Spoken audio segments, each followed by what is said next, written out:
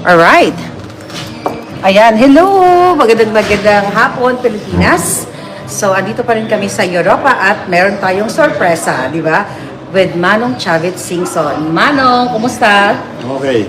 Yes, okay na okay. Alam niyo mga palangga, si Manong Chavit, kilala naman siya na nakikipaglaban para sa ating bayan. Kaya ngayon, nagkasalubong kami dito sa Europa. Kaya maraming salamat at nag-reroute kayo, kaya nagkasalubong tayo. Anyway, Manong, nakikita namin yung passion mo, not only sa mga charity na ginagawa mo sa Pilipinas, pero yung ngayon, yung naging boses ka na kasi ng mga Pilipino laban sa Bangag administration.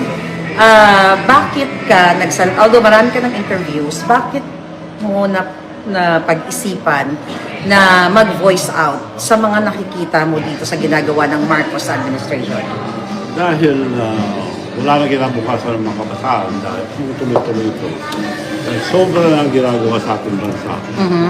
Nilalako ng kabanang bayan, binibintang pa sa iba. Yes. 17 trillion ng utang ang Pilipinas. 2 trillion ang binabayaran taon-taon. Okay. Porsyento lang yun. Kaya wala na kinabukasan ng mga kabataan. Kailangan mapigil ang mga pagnanakaw ang mga nasa gobyerno dahil hanggat nandyan sila, hindi hinto ang pagnanakaw dahil ginagawa na nila yan. 23, 24, 25, gagawin ulit itong taon na ito.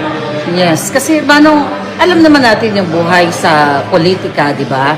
Yung mga nakaraan na mga anomalya, talagang hindi rin naman talaga nawawala yan. Pero kung ikukumpara mo dito sa mga nakarang administrasyon, ang nakikita mo sa Marcos administration, sobrang talamak talaga, no? Talamak, saka pambira. Wala silang hiya, hindi na nahiya. Napakawalang hiya nila at napakakapal. Too greedy. Yan sabi ko madalas, ang downfall ng isang tao ay greediness. Kaya sobrang-sobra greedy nila. Ewan ko kung bakit. Dahil sobrang pera ng ninakaw, bakit tinutuloy-tuloy pa. So, dapat tama na dahil kawawa ng ating bansa. Yeah. Sobrang bagsak ang ekonomiya natin.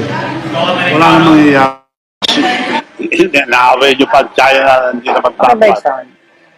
Manong, ilagay nyo nga tuloy sa head niya, baka maliwanag ko. Diyan sa kanya. Pakicheck na yung sound. Yeah. Pakicheck ang sound, kung okay tayo, kasi medyo maingay dito. Okay na?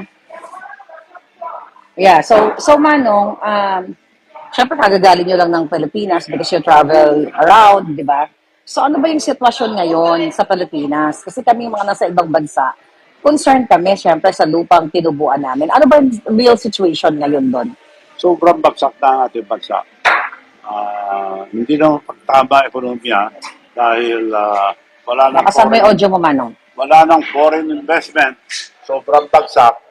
Kaya palubog na tayo ng palubog. Dahil ang utang natin, baka hindi nyo alam, 17 trillion at 2 trillion every year ang binabayaran natin. Debt payment. Binabayaran natin. Balik mo sa kanya. Parang porsyento. So, Okay. Sobrang bagsak ang ekonomiya natin. Kailangan mahinto agad. Kung tuloy-tuloy ito, ay talagang wala na kinabukasan makabataan. Di ba, nung sinuportahan mo si BBM, naisip mo ba na gawin niya to lahat ng pambubudol? Not only sa iyo, kaibigan niya na sinuportahan mo financially, sa akin, as a vlogger, na tinulungan din ko sila na without asking any form of payment. Pero sa case mo, Manong, nakita mo ba to na bubudulin ng Pilipino? Hindi. Kala ko ayusin nila yung pangalan nila sa buong mundo dahil nasa Guinness Book of Records ng tatay nila na the biggest robbery of government. Napakasama. Akala ko ayusin nila yon para malinis ang pangalan ng mga Marcoses. Hindi. Mas pasahol pang ginawa niya sa tatay niya. Ang tatay niya, 21 years naging presidente. Siya, 3 taon lang. Ubus. Dinampasan niya ang tatay niya. Yeah. So, wala nang hiya-hiya eh. Yun ang masama siya. gahaman masyado. Kaya kami